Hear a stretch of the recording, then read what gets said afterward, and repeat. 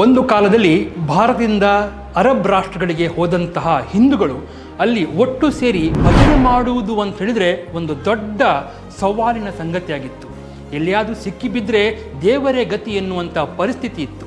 ಆದರೆ ಈಗ ಭಾರತದ ಚರಿಷ್ಮಾ ಎಷ್ಟರ ಮಟ್ಟಿಗೆ ಬದಲಾಗಿದೆ ಅಂತ ಹೇಳಿದರೆ, ಭಾರತವನ್ನು ಅಖಂಡ ಹಿಂದೂ ರಾಷ್ಟ್ರ ಮಾಡುತ್ತೇನೆ ಅಂತ ಹೇಳಿ ಘೋಷಿಸಿರುವಂತಹ ಬಾಗೇಶ್ವರ್ ಧಾಮ್ ಇದರ ಧೀರೇಂದ್ರ ಶಾಸ್ತ್ರಿಯವರು ದುಬೈಗೆ ಹೋಗಿ ಅಲ್ಲಿ 5 ದಿನ ಮೇ 21ರಿಂದ 26 ತನಕ ಹನುಮಾನ್ ಕಥಾ ಇದನ್ನು ಬೋಧಿಸಲಿಕ್ಕಿದ್ದಾರೆ ಮತ್ತು 1 ದಿನ ದರ್ಬಾರ್ ನಡೆಸಲಿಕ್ಕಿದ್ದಾರೆ. ಅದಕ್ಕಾಗಿ ಲಕ್ಷಾಂತರ ಜನ ಸೇರಲಿಕ್ಕಿದ್ದಾರೆ.